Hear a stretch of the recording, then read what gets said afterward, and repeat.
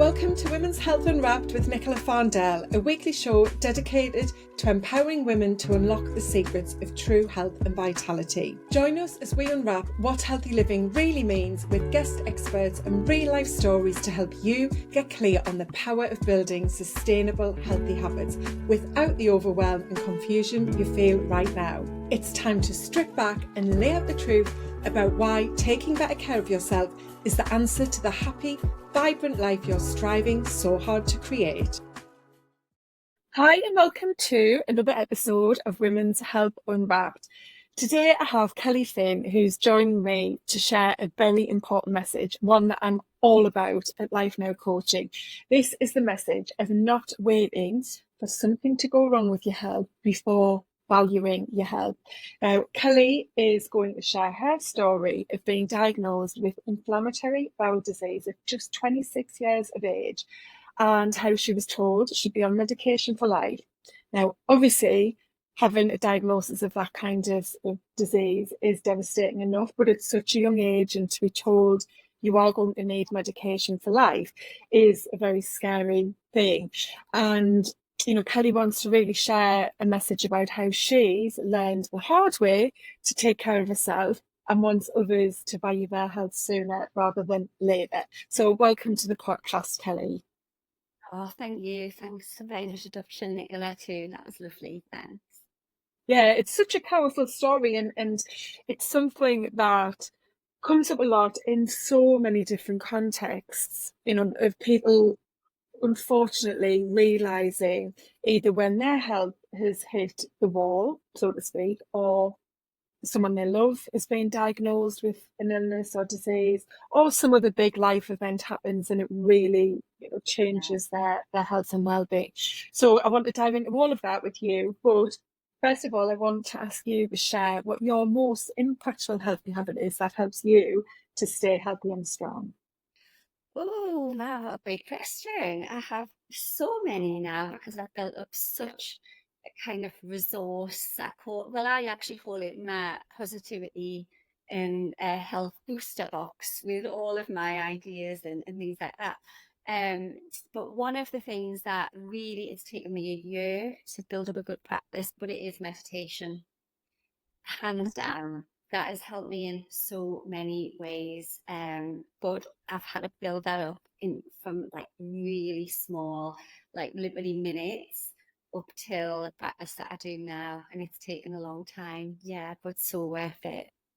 Yeah, oh, that's such a brilliant habit to have. It's one that I've started to try to build many times, and yeah, for different reasons, it doesn't always get there. But I do more. I would say more mindfulness practice, in which meditation's a type of, isn't it? But that's a brilliant habit.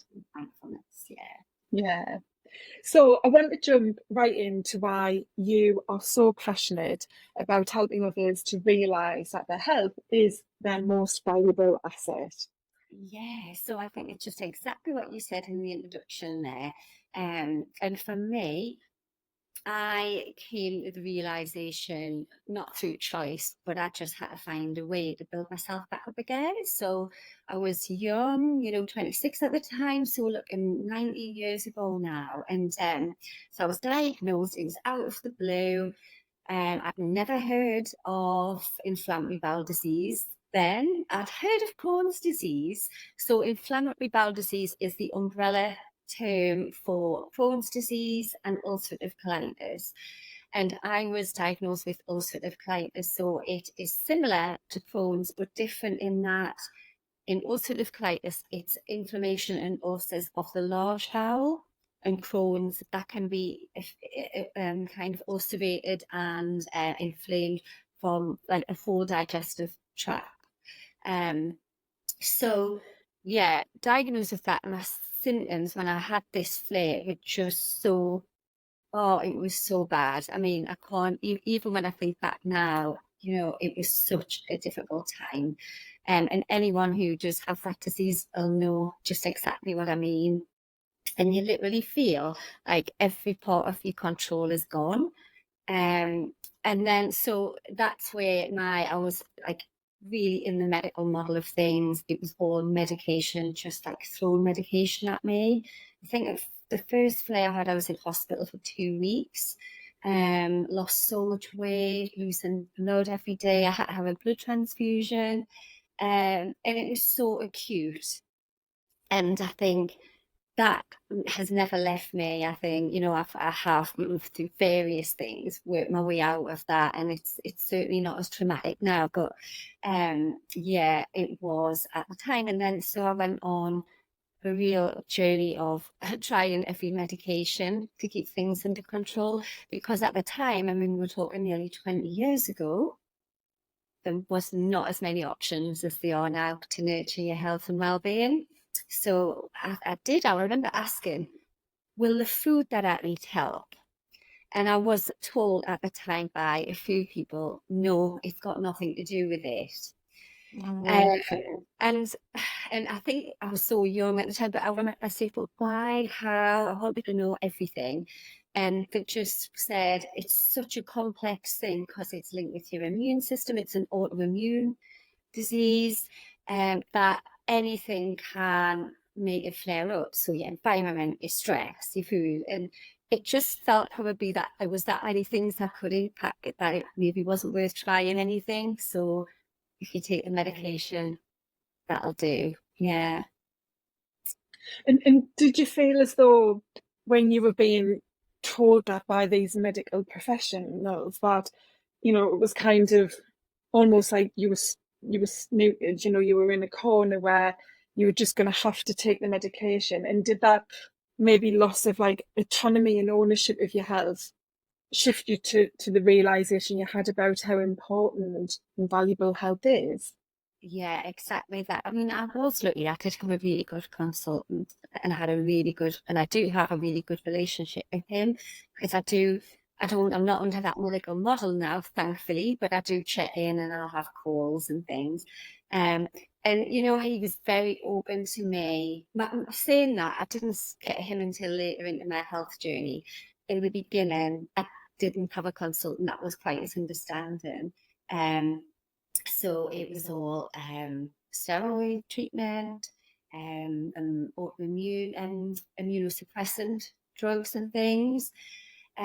So yeah, I didn't have choice. I didn't feel I had choice, because I kind of was told that I didn't have a choice. So I think because there was that many other things I was doing in life. I went back to university just after that, to do occupational therapy, and I wanted to really focus on that. So actually, Nick, like, it was just a quick fix. Like, give me those drugs and let me get on with my life. And now I know very differently. Yeah, it's such a common story, isn't it, of people who, we respect those in the medical profession, and we think that they have the answers because we've been brought up with that model, and you've worked in the healthcare system, and so you know this more than many of the normal population. But it's not necessarily one that's right, and I think that is starting to come out now. I mean, there's so many incredible things that we now have which can make sure we can get over very serious illnesses, diseases, accidents and things that we can get help with. But there are a lot of things that are being plastered over with medical treatment and advice that isn't necessarily the best course of action. And I know myself from something I've had going on recently with my back, and what the consultant advised me, which was live with it or have this option of pain relief, which could be very short term, weeks, not even months necessarily, and literally nothing to say, okay, but this is how you then protect yourself to be strong and healthy going forward. It's scary, isn't it? And as you say, that's why we need people to realise the value of the health, because dependent on the privileges you have around access to health and so on, and sometimes look at the draw where you live in your local authority area as well. You could just be given something that isn't actually helping you to live with health for the rest of your life. And so taking control of it is such an important message for people to hear, isn't it? Absolutely. Yeah. It's the biggest gift you can give yourself, I believe now, to empower yourself with the choices before you get to a point that your choices are more limited. So, and I think that's where I guess you and I do really support people. And I remember just, I mean, it came to a head for me, and actually, really, it wasn't even that long ago. So I carried on this kind of journey of taking the medication and things, whilst I was, changing different things in my lifestyle along the way. But it was 4 years ago, and I remember there were so many different life events happening for me, lots of different stresses. So basically, with ulcerative colitis, you'll have periods of flare-ups and then remission. It is usually, they would tell me that taking the drugs would help the remission to happen, but then it's going to flare up again, and then you'll have times where you're ill. So it was a roller coaster. And then I remember having quite a few really stressful things happening, just life events that happens to everyone, but mine were happening like at the same time. So yeah, I had like a big flare, and so there I had to go into hospital, have a camera test. If anyone's familiar with that, they're not the best things to have. Yeah.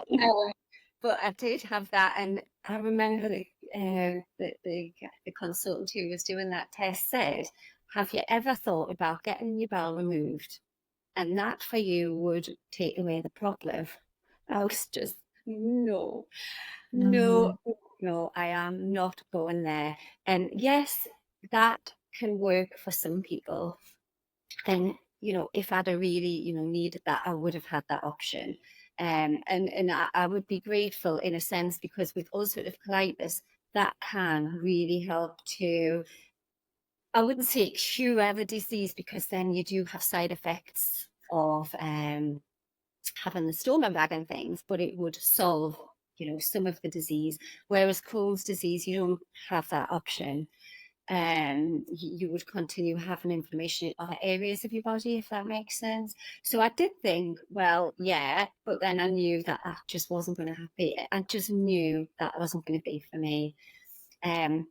So I got tried on a different drug, and I knew I had the safety net of this new drug, I thought, I am going to do everything I can to heal, and I'm going to get that out. And I think it's like anything, Nicola, when you really set your mind to something, you can achieve anything, because we have that many resources inside of us, support on the outside of us, that if you just focus, you'll get every bit of information and it'll happen. And that's just what I did. But I started very, very slowly, because I was feeling so ill at the time. I knew I couldn't do too many things at once. So I think that this applies to anyone trying to change and create healthy habits. I think for some people it works to go all in, but for me it was just building things up. And I sought support. So I found a really good nutrition doctor from the US, because I was really digging a lot into nutrition.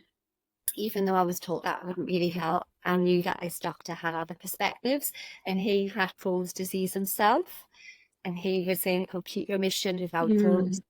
Had seen loads of these testimonials, and I went to him, and he said this to me too: go slow, do it all slowly and surely, and you'll get there. And I'll remember his words, and that's just the mindset that I kind of took with it.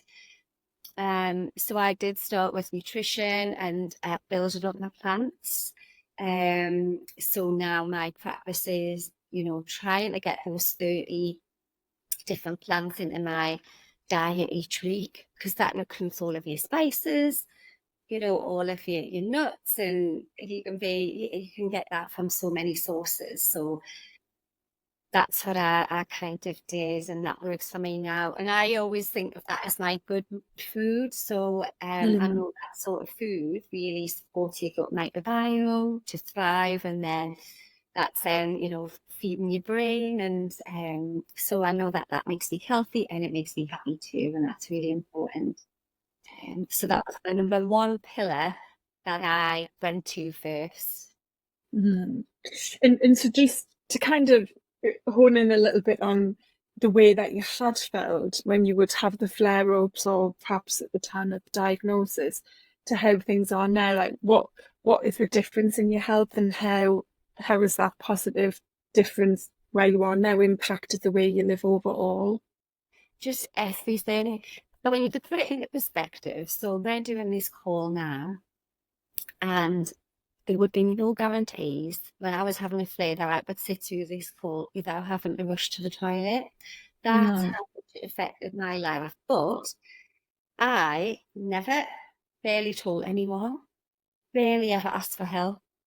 I did keep it very, my family were brilliant, and they kind of knew what was going on. But even at work, so I worked for the NHS at the time, and so yeah, I was working as an occupational therapist doing home visits and school visits. So you can imagine, if you have that urgency and you're having a flare up and you're in that situation, but I would do anything and everything for that not to happen. So sometimes it would be not really that much in the morning, so I could go to work without having to visit the toilet too many times. I mean, it's a madness, the things that I used to do, where really I was just putting everything else first and just put the sticky plaster over everything, and sustain that. I mean, I just burnt out with that, and I would never ever encourage anyone to do that sort of thing. So now my whole life and purpose, and the job that I do and the life that I live, it's all integrated and it's all well-being.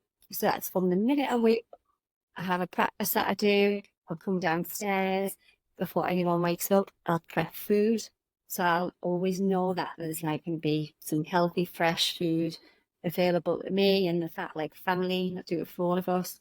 I have a smoothie in the morning that's full of like berries, and it's a green smoothie with like spinach berries and everything. And so that sets me up for the day, that mindset of nurturing myself. Then I can nurture my family, and then I can nurture my clients and everyone else. And I'm obsessed with, I guess, looking after my happiness as well, because I know that if I was to get stressed, there's a potential that I could still have a flare because I'm not cured. They'll say it never goes away, but to me, it's all under control, and I'm not taking medication either. Even though I was told I would always need that medication for life. But just to say, Nicola, I wouldn't advise anyone listening to think to come off medication. It's a very slow process, and you have to be supported through that. But it's possible. Like, I believe, it's completely possible to do. Yeah. It's such a brilliant story, one of, hope for people who may have an autoimmune disease or other chronic disease that they've been given that kind of, prognosis for. Even something like high blood pressure or cholesterol, you can avoid medication, you can be on medication to help when the problem's at its worst, perhaps when you're first diagnosed, and then work towards coming off that with the right support through your medical team. But I think a big piece of it is that control and knowledge you have to advocate for yourself, and to know that perhaps the solution you're offered isn't the only solution, or is a part of a bigger solution plan. I think that's the key. And I can see in you that shift, even if someone's just listening to this conversation, maybe you picked up on it in Kelly's tone of voice, although you are right now in this happier, healthier place.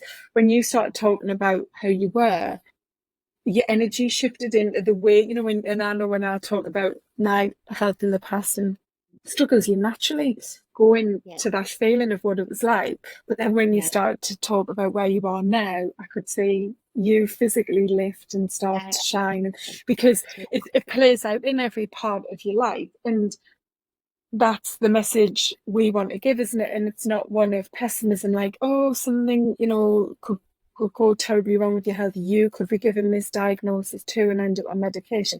It's actually, this is the reality of the world we're living in. There's so many stats out there about the increasing number of women, especially, being diagnosed with autoimmune diseases and other chronic illnesses. we know heart disease is the biggest killer of women. 1 in 2 women get osteoporosis versus 1 in 5 men, and so on.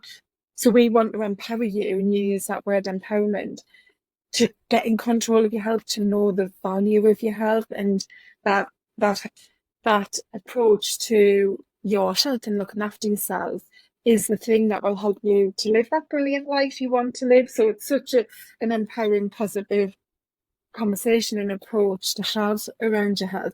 But that leads me on to a question I wanted to ask you about why, despite this and what we know, do you think so many women are failing to value their health and not prioritising taking care of themselves?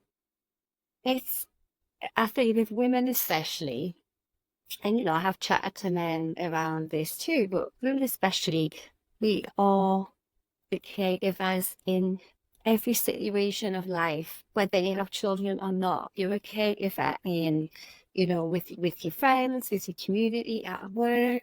There are statistics that, like, in the workplace, males and females, are more likely to book another female for that sort of, that real support, that real connectedness. So you're given your energy constantly. We're an open vessel and to everything, our community. And I think we find it very hard to say no a lot.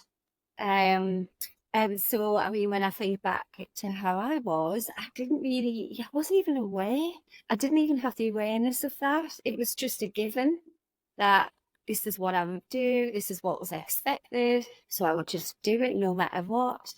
And so I think some of the barriers certainly are, not really having that full awareness outside of yourself. And I think that comes from having these conversations, listening to what other people do, other people's experiences, and to hear and to be validated in that there is another way. Like, life doesn't have to just be where, you're getting led by from everyone and everything.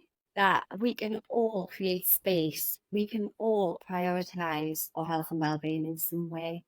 And it could be, I know time, people say, is a barrier, but when I look at some habits that I used to have and what I've replaced them with, so it would just sometimes be things like, sit and watch a TV. Well, really, it didn't rest me much, and it certainly doesn't now. So I'd rather give up that time, I don't know, to like just take myself upstairs and maybe, listen to my meditation or out in the garden. And I just switch everything up now. And so I've never used time as a reason not to do it. But again, it's taken me time and practice. And I think consistency as well is key to, knowing what we want to do and what we want to change and just being consistent with it, even if it's 5 minutes. Because I really think for me, when I promise that I'm going to do this, when I make a promise to me, even if I'm not speaking it out to anyone else, and I make that promise to me and I fulfill that, that's like a boost. Like, that's my dopamine being boosted. And I feel accomplished, and it's 5 minutes. If I say I'm going to do something for myself and I don't, then I just feel rubbish for not doing it, but for also breaking that promise. So I think it's just having a different mindset around this and different thoughts around this and prepping things the night before. So now, for my smoothie to happen every day in the morning, that makes me feel really energized. I prep that the night before.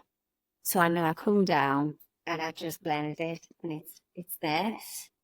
So I think it's just thinking about, yes, time, yes, it's a barrier and we're all really busy. But if you flip it, when you look after your health and your well-being, certainly in my experience, my energy is so boosted that I've got more energy to do more things. So I get more out of my days because I feel like it. But when I felt like that and I didn't look after myself how I do now, my mood was lower, my energy was lower, I got less done. So if you get that mindset, it can look very different and feel very different. And that's the thing so many women want. They want the energy, they want to Mm. feel vibrant and have vitality and the Yeah, spark about them, get that baba boom back. A lot of midlife women feel is completely vanished. yeah, So, yeah, focusing on what you're going to get. And I often talk about how I think a lot of people have a negative attitude towards what health is going to cost them or what healthy living is going to cost them. Do you know, like, well, it's going to cost time. It's going to mean I can't watch the telly. It's going to mean I can't go out with friends. I can't eat pizza. You yeah, look at it in that way of what it's going to take away that you think is going to mean your life isn't as full and exciting. So yeah, flipping that to actually, what am I going to gain? Well, hopefully the biggest thing you're going to gain is living longer and living longer with full cognitive function, so being able to use your brain, your memory, thought process and so on, mobility, taking yourself wherever it is you want to go, moving around. And then in the short term right now, as we say, more energy, which all of the things you're going to get from that ultimately create a happier life. And so it's just having that, as you say, mindset approach, which is why I know we both focus heavily on mindset in our programs, because that's the key. You can tell anyone what to do, but it doesn't mean any of it's going to happen in their life unless they can create a mindset of this attitude of positivity towards health, well-being, and ultimately themselves and their own value and worth. I think that's key. And it's just sad that so this kind of thing only happens when people are faced with something quite devastating to their health, and then they have to overhaul, and then it's more of the firefighting approach, isn't it? yeah. And looking back, is there anything you wish you'd known when you were younger so that you could have taken control at an earlier stage and perhaps not being faced with the illness and diagnosis that you were?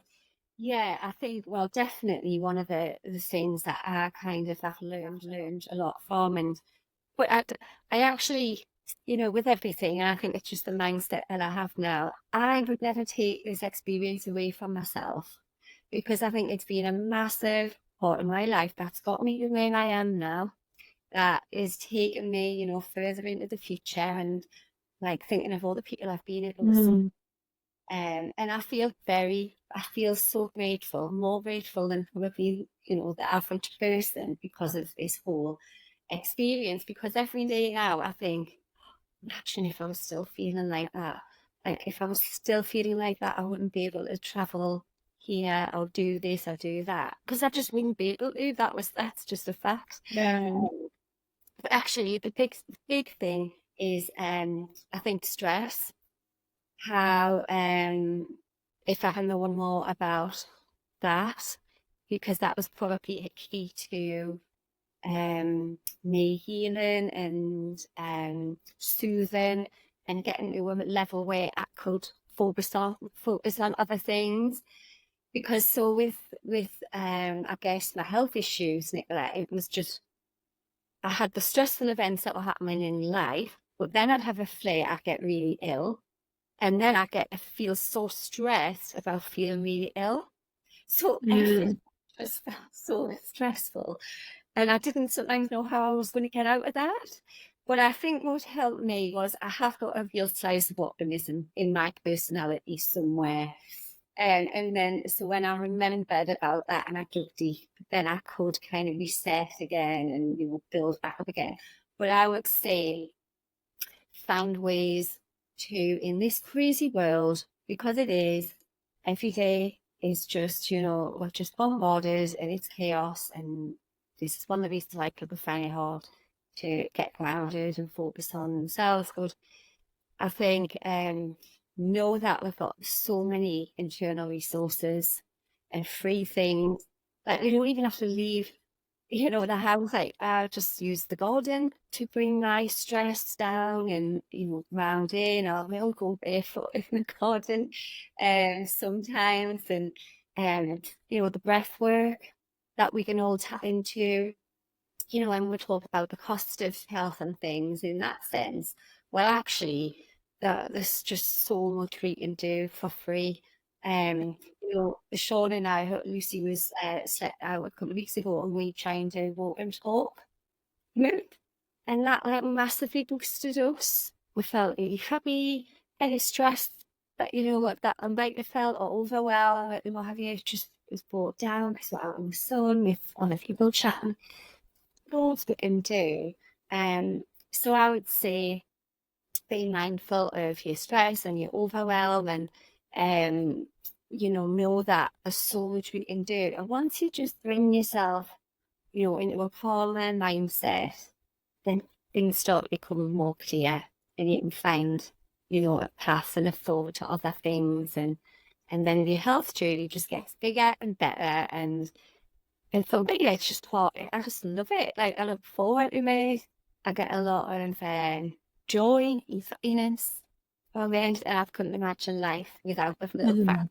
I have to know. Yeah.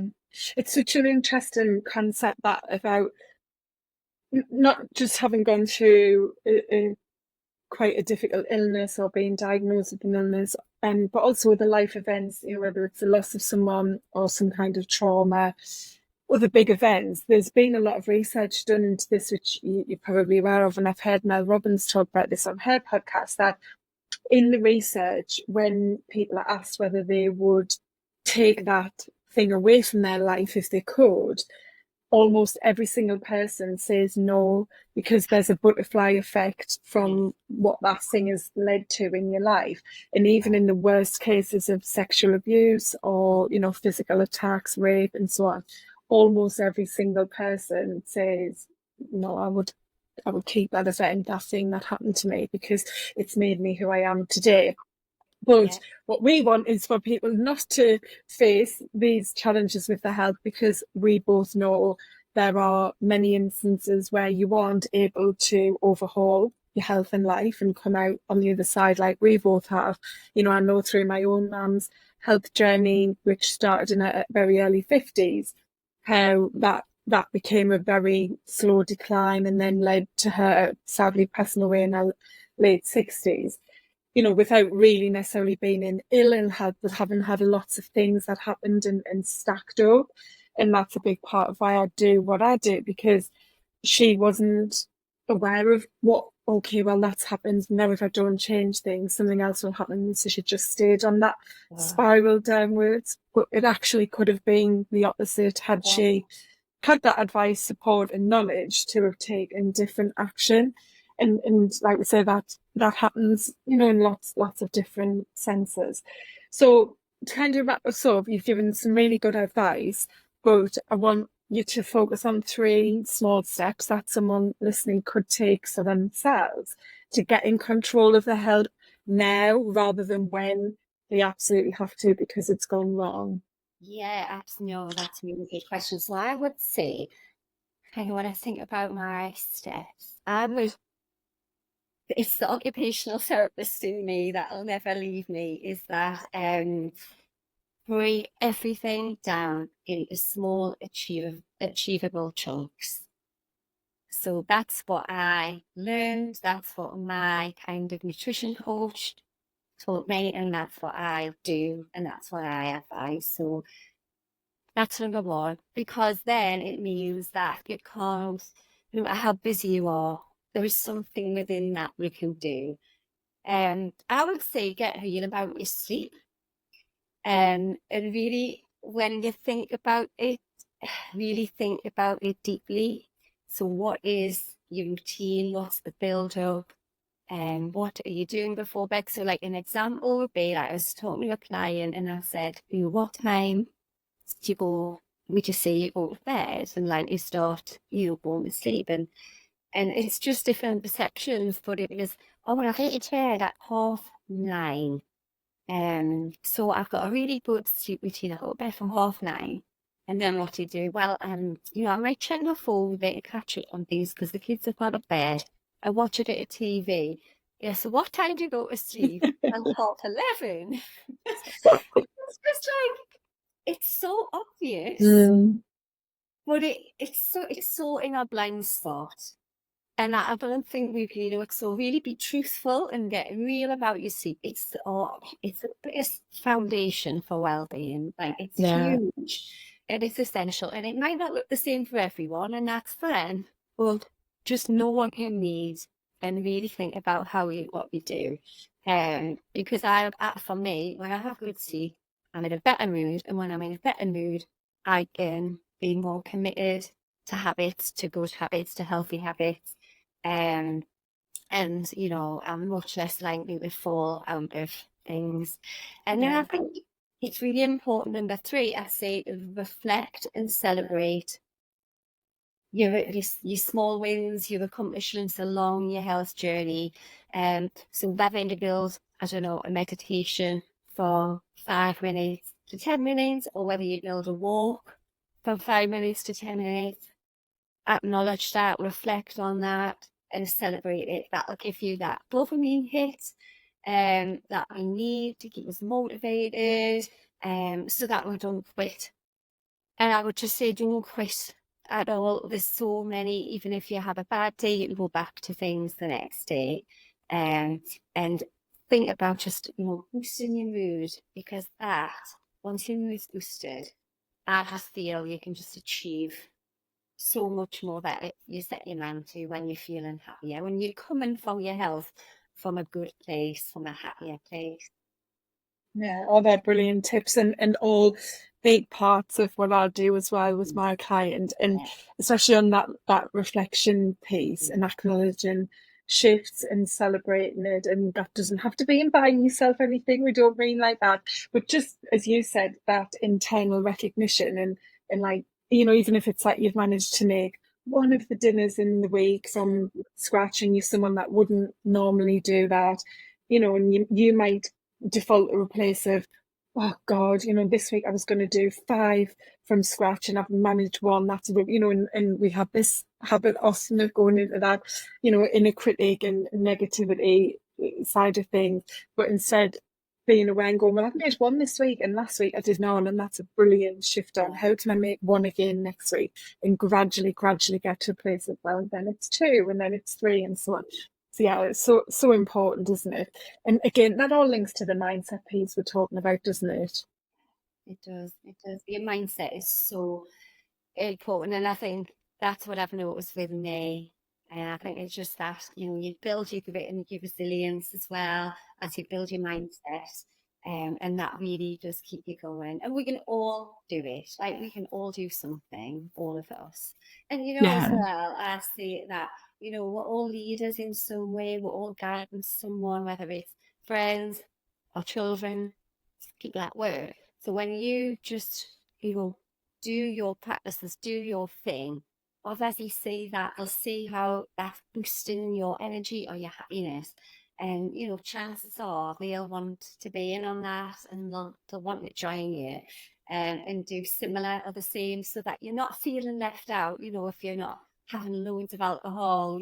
It's, people will join you when they see that you're thriving and good place. Yeah, and I'm all about that. I mean, who is it that looks at someone who's frazzled, overwhelmed, moaning about life and goes, "Oh God, how can I be more like you?" Nobody. But if someone's in control and they're saying, like, everything's pretty good and they're well and they're healthy and they can exercise and move their body and different things, we hear people saying, "I want a slice of that," don't we? So yeah, there's so much power, and that's how we'll gain the momentum for the shifts we want in health. Hence why we're sharing our story and doing what we're doing, to try and inspire others to want a slice of what we've got, because we know how difficult and quite tough it is to live in a place where every day your health is having to control what you do at work, how you spend time with people you love, what you do in your own home, how you're feeling in yourself and what's going on in your head. It's a place that just takes over and becomes all consuming, doesn't it?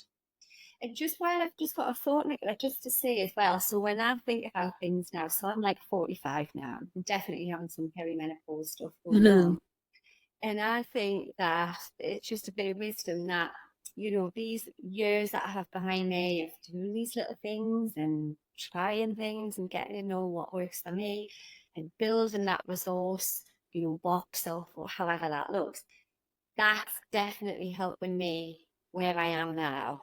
I still have some stuff going on, but I know that I wouldn't be feeling as energized as I do at this stage had I not have, been building these practices. So it's never too late wherever you are, who knows what resources you're building to help you at any stage, when you're 50, 60, 70. So that when we do have things that, they say, you're going to get this at, when you get to this age, it's just going to happen. Well, it can happen differently. It doesn't have to happen how someone else's story has ended, control. So start today with something is what I will say. Brilliant. And I've noted something, Dan, that you said when we chatted before, which I really like, is to value your health and see it as a pleasure and privilege to take care of yourself. And I think those words, pleasure and privilege, cannot be underestimated. And if you have had something happen to your health or someone close to you, then you'll get this. You'll know that it is a privilege to be somewhere where you can value your health. And I've certainly found that a challenge, having some of the shifts I've had in my perimenopause and some of the problems with my back, which I'm convinced are all linked to perimenopause and the change in hormones. When it isn't in good, strong health, then you really want that back, you feel it. And so it is such a pleasure and privilege to be in a place where you can go, I'm choosing to do this, I'm choosing to invest in me and take care. So yeah, that's brilliant. So I'll put everything into the show notes if you do want to reach out to Kelly, but just let everyone know where the best place is to reach out and find out more and what it is you're helping people with, if they do want to check you out on one of the platforms. Oh, thanks, Nicola. Yeah, so I am Kelly at Kelly Phinn Coaching. So that's my Instagram. So I'm a certified positive psychology coach, holistic coach, and a registered healthcare professional. So I help people and professionals to learn to simplify life so that we can focus on what's really important, and that is health, well-being and happiness. And then with that, you'll get a real energy boost that's going to help your productivity in all areas of life. So that's what I love helping people with. I'm on LinkedIn, which is Kelly Phinn, and my website is www.kellyphinn.com. So thank you. Oh, brilliant. And Kelly does have a free resource as well, which is a masterclass in blossoming through burnout using positive psychology. And as we know, burnout's on such an increase, and it's something we do really need to prevent and, reduce stress to make sure we don't end up in that position. So thank you massively, Kelly, for joining and sharing everything that you've shared with your personal story and, the passion and where you want to help people. I really appreciate it. Oh, thank you. It's been a pleasure, Nicola. Thanks so much. Thank you. You're very welcome. Thank you. Thank you so much for joining today. If you've enjoyed the podcast, please remember to hit subscribe so you never miss an episode. It would be massively appreciated if you could leave a rating and review to help other women discover the podcast and build their own healthy, happy life. If you're struggling with the changes perimenopause is bringing your way and you're ready to reclaim your vitality, to embrace this new chapter of your life with confidence and joy, then why not download our free guide, 10 Ways to Feel Good Again, your perimenopausal revival guide. Inside, you'll get 10 proven ways to enhance your well-being and rediscover the joy of living life to the fullest. And we all want to live a great life, don't we? So download your free guide now at lifenowcoaching.uk/feel good again. The link is in the show notes. You can follow Life Now Coaching on Instagram and LinkedIn and visit our website at lifenow.uk. All of the links are in the show description. I really hope you've enjoyed today's topic and conversation and can't wait to have you back again next week for more tips on living healthy and happy right now. Take care.